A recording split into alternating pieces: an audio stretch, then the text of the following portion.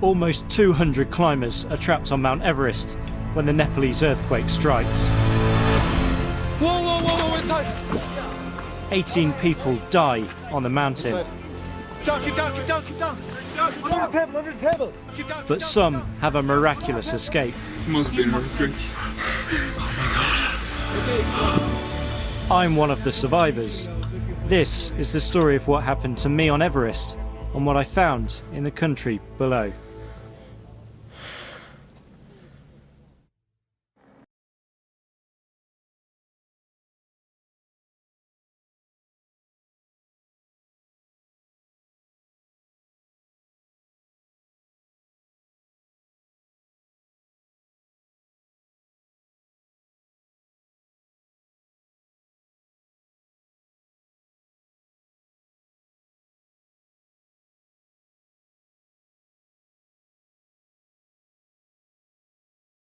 And this is the view from my office. I'm here to film the British Army Gurkhas as they try for the summit. So we're now heading over to the Gurkha expedition tent. They're a very friendly bunch, so we're going to say hello to them.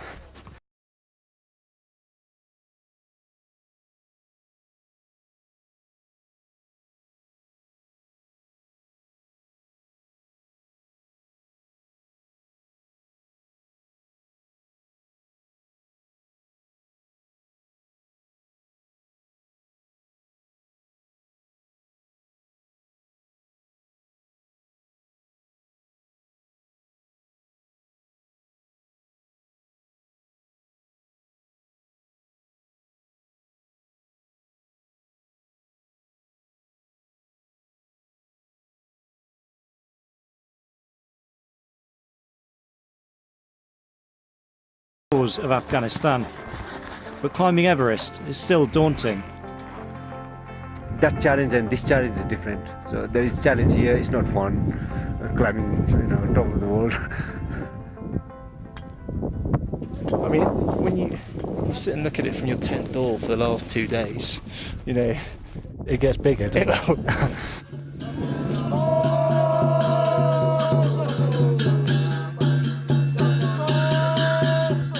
The Sherpas are our guides and protectors.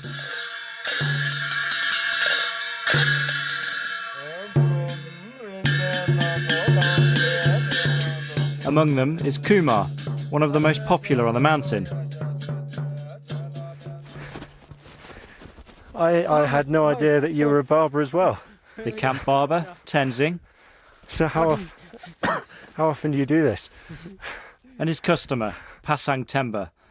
All three will be dead within days. I'll leave them to it, I think.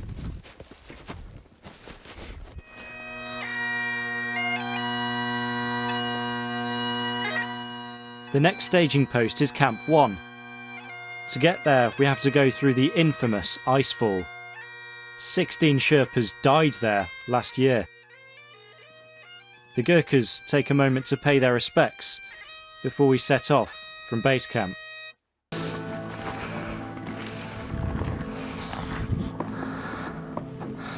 It's a 7-hour climb through a glacier riven with crevasses.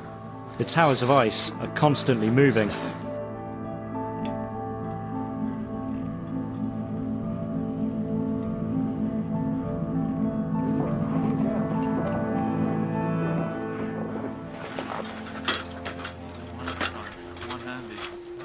The Khumbu ice wall is split into loads of different crevasses, and a way of getting across the crevasses is these ladders.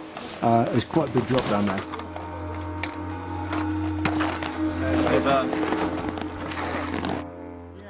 We get out of the ice wall just in time. We're arriving at Camp 1 when the earthquake hits. Back at base camp, this is what happens. The ground is shaking. An avalanche destroys much of the camp. Yeah, look. Whoa, inside! Oh shit! Oh shit! Oh, keep down! Under the table! Close the door! Close the door! Close the door! Oh my god. Okay, it's gone. Oh my god. You okay, Danny? Yeah, I'm okay. I'm fine. You okay? Yeah, he's okay. Yeah, okay. Let's hope it's good. That's big. So many people came on today. I know. Yeah. What was that? Was that an earthquake? Yeah. Must have been an Must be. earthquake. Oh my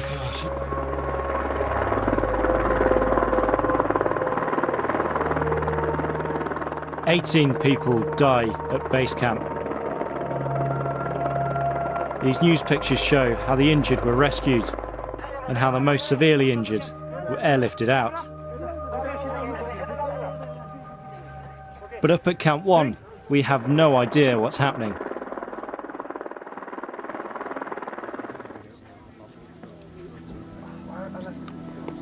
The avalanche has cut us off from the rest of the world. It sounded not like a avalanche that I know of. More along the line of like a lot of avalanches coming from all directions all at once. And then the whole ground started to move. Everything started to shake and shake and shake and shake. It's the worst disaster in the mountain's history, and we're trapped halfway up it. The avalanches keep coming. The ones below us are not dangerous. The ones above are. Our guide shouts a warning each time. One below, one above. You can hear the snow and ice thundering down the mountain. Two below, one above. Take a picture of me looking scared in the tent if you want, you don't have to, honestly. If they turn the camera around and look at me, I never felt the ground wobbling before yesterday.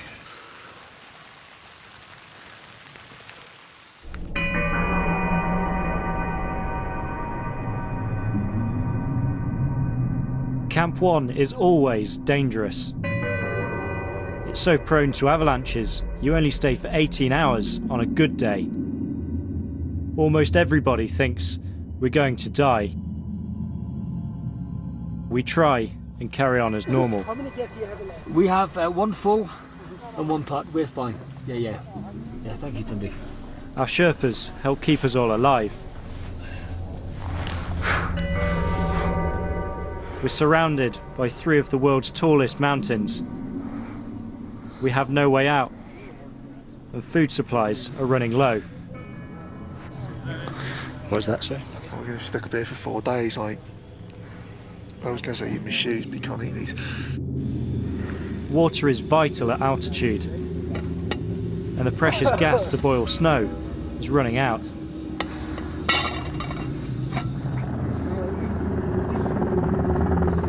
It's 24 hours before we see our first helicopter.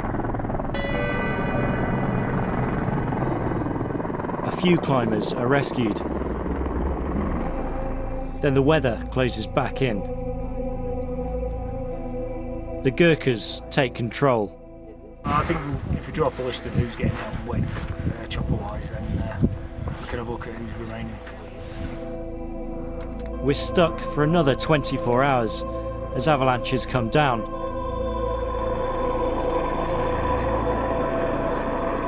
Then another helicopter gets through. I'm on my way.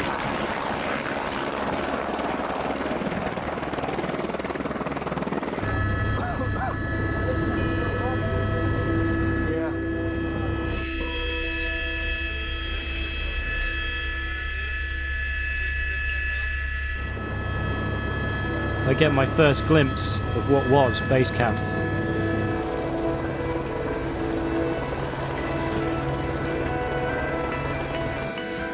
It's unrecognisable from what we left behind. Amongst the random objects strewn down the mountainside is an old sofa. It allows me a moment's rest.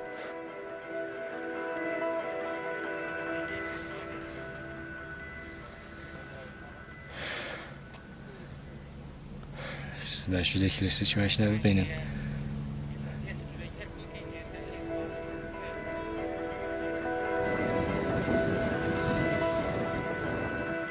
The area where the Gurkhas had left their tents has been wiped out. Those near it are either dead or injured. We just knew how bad it was because we looked over to the Gurkha camp and it was flat. There was nothing, it was just nothing.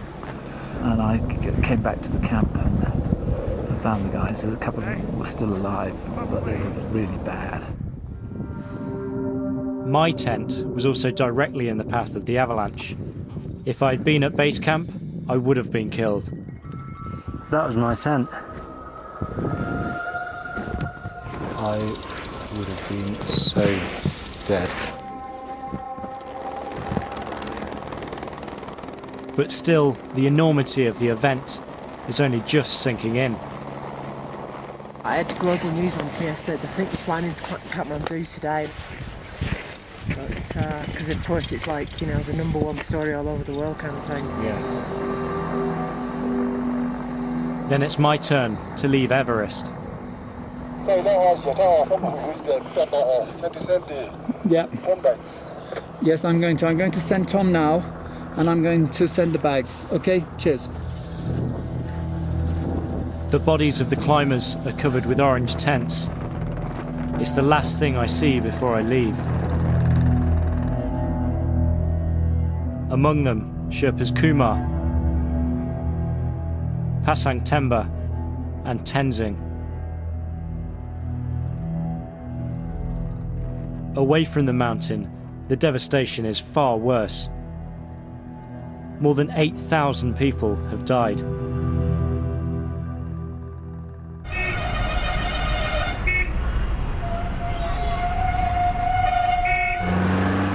This is Nepal's capital, Kathmandu, a month after the earthquake.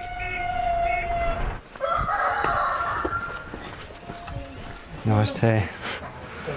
I've come to meet Tenzing's family. Chiri. Prima. Their father started work as a Sherpa on Everest just 2 years ago. Tell me about Tenzing. What was he like as a person? काम राम्रो गर्छ सबै के ठीक बानी राम्रै छ सबै छ अनि अब के गर्नु अब त्यस्तो भयो यसको मनमा त्यस्तो थियो हामी नि आइसरे दुःख गरेर कामेर हामी अब जग्गा किन्छु अरु जस्तै अब साथीहरु जस्तै अब भन्छ नि अनि हामी नि आइसरे बस्नु पर्छ अब मतलब मरेको अब मर्यो भने त अब छैन मरेकै उ भने म त आउँछ होला मात्रै लाग्छ आउँछ होला मात्रै लाग्छ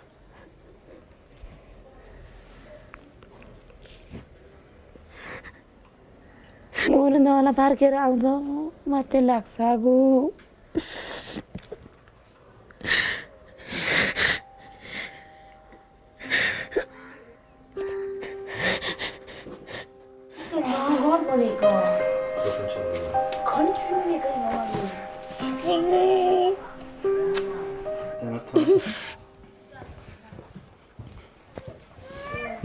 Nice day.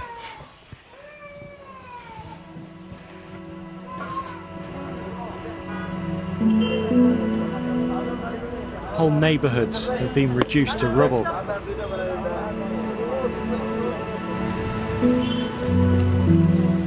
Everywhere you go, you meet victims of the earthquake.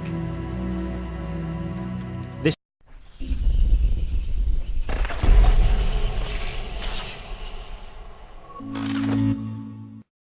is the spot where 7 of Amila's family members died.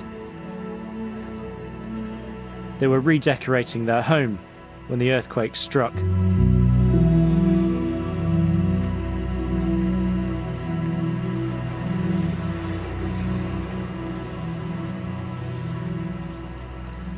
This is, I believe, the first time they've been back to the site where their family lived. It's not exactly going to be easy for them.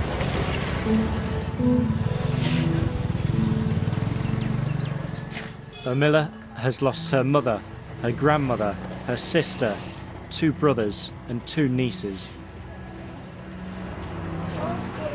how will you continue with life after this? के गर्ने भन्ने अब पढे लेखेको भए पो जागिर खानी भन्ने जागिर गर्ने भन्ने न पढाइ लेखाइ छ न सिप छ के भन्ने त हाम्रो लाइफमा के नै हुन सक्छ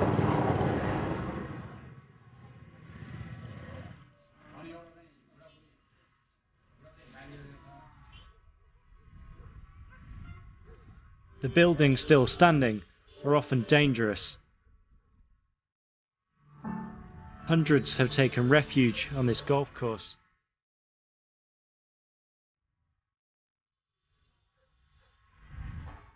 Many rely on charity and foreign aid. We need him.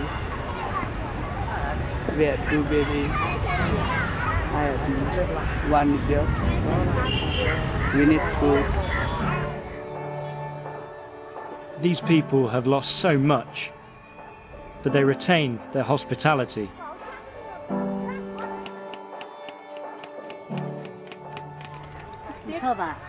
I'll try some, but it's yours. All right. Thanks. So even after everything that's happened, their generosity is unbelievable. Just offering me food, and these guys have got to stay in tents, and they're still trying to help me out.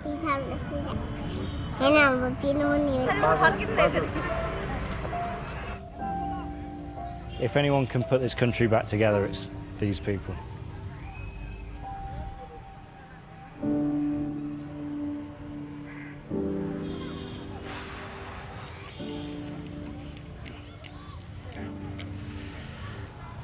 I'm normally pretty good with words, but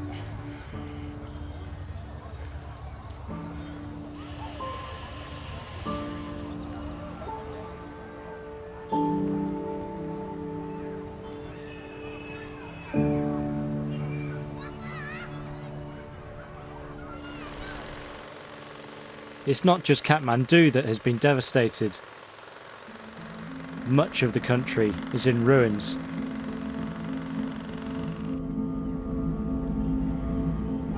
I'm heading out of the city with the British Army. We drive with Govinda, one of the Gurkhas who helped me on the mountain.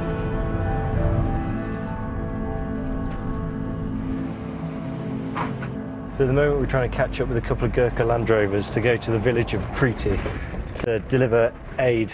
It's the first time aid's been delivered in this particular place.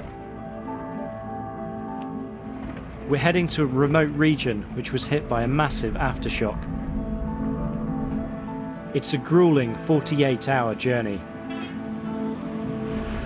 Every town and village along the way has been severely damaged. This is the town of Jiri, and as we drove up, every single house we saw has been either destroyed or cracked to a point of being condemned. It's painfully slow going for our aid convoy. At the moment, they've got a flat tyre and they're doing what the locals seem to do best, is repairing on the move.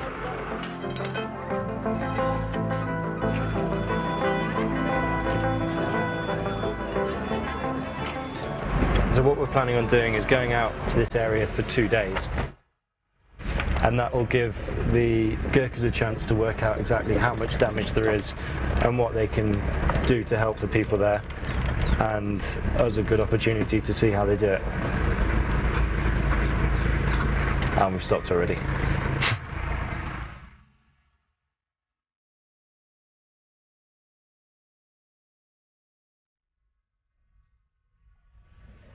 We've come off the cobbled road now and we're into quite sort of heavy, weathered lumps and bumps.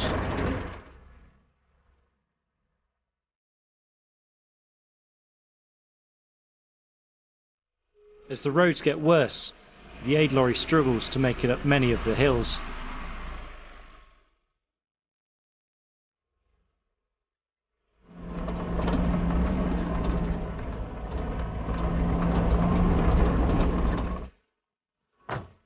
We're just taking a quick break here, and we've noticed just around this corner there's a school.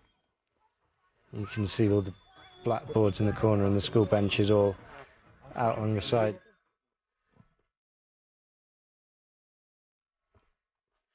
A few kids have come to say hello. You can see where the roof is all collapsed over there and all the walls caved in everywhere. There's still all the textbooks and bits of maths paper and all sorts lying in there. More than 1 million pupils have had their classrooms wrecked. Yeah, there's 8 classes in this school, so how they're going to teach 8 different groups of people, I'm not sure. That's it. 2 benches in a tent.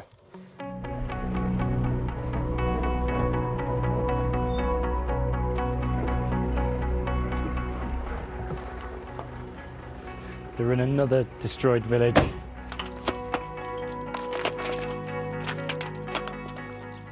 Slowly trying to demolish their homes so they can start again from scratch and use the building materials that they've got left. At the end of this road you could probably walk for 5 days and still be finding new villages, which is why it's so difficult to get aid to places and why the Nepalese people have to be so resourceful themselves to actually create somewhere to live. We've been travelling for 2 days and we've scarcely seen an undamaged building. There seems to be another problem around every corner.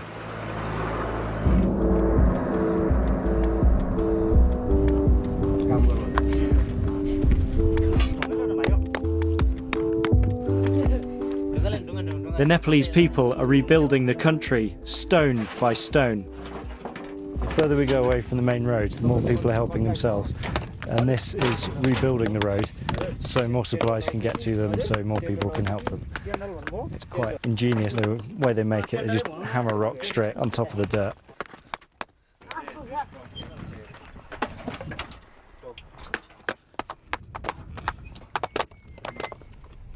Although we actually have to get past because the British Army camp is just down there, so we ought to see if we can get through.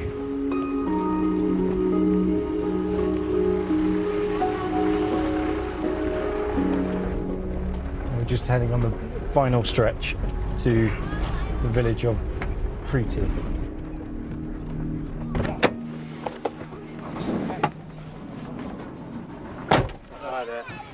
Welcome to Preeti.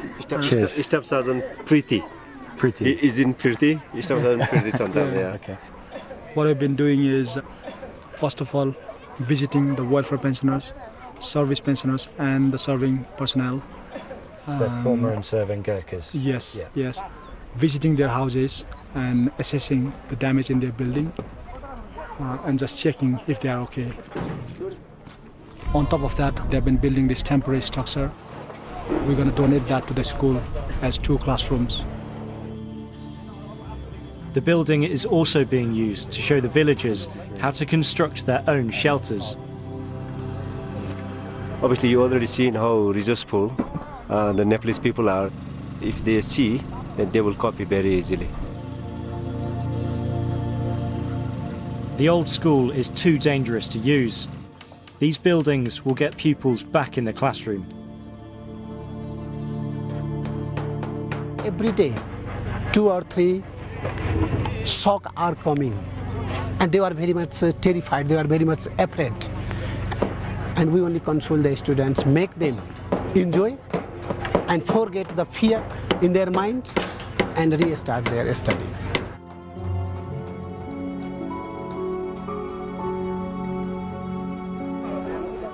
The Gurkhas give materials to the families of soldiers to help them put up shelters. But it's a race against time. The monsoon rains will soon make building impossible. 1,400 houses have been checked in the area. Not a single one is safe to live in.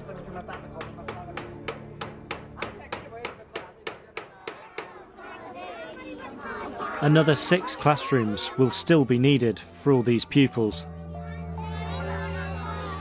Here 2-3 class students sitting under that tent.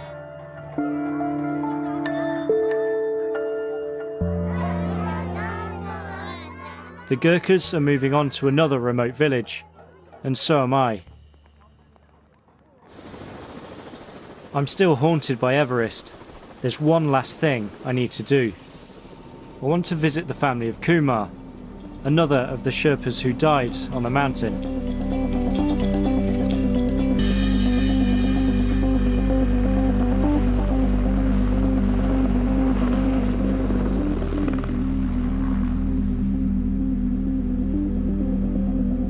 I feel apprehensive. I can't stop thinking it should be Kumar returning home, rather than me. Kumar's widow, Pancha, is waiting to greet me. Namaste. Namaste.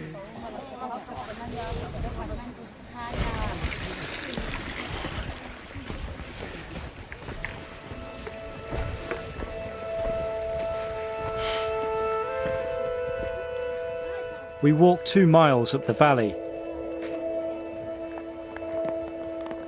Her home is perched on a hillside. It's a different world from Everest. This is somewhere Westerners almost never come. How did you find out the news Kumar had been killed?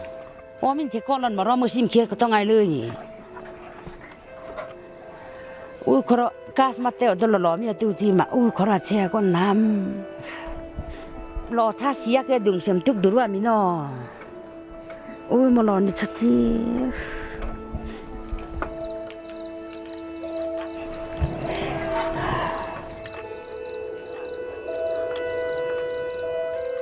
Pancha is surrounded by her family, but there's obviously a deep, entrenched sorrow. Despite all that they're going through, I'm still offered food and a place to stay overnight. Once again, I'm touched by their hospitality.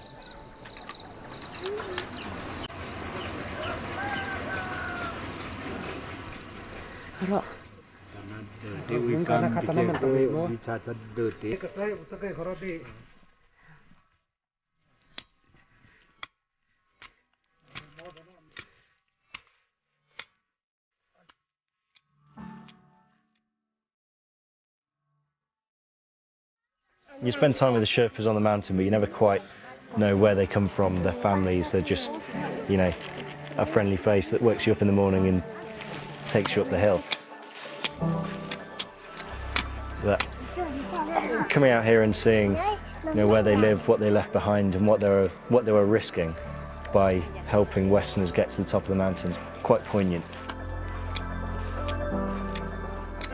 They're leaving all of this behind, and you never quite appreciate that until you get there. My time in Nepal has come to an end. I escaped death on Everest, but many here weren't so lucky.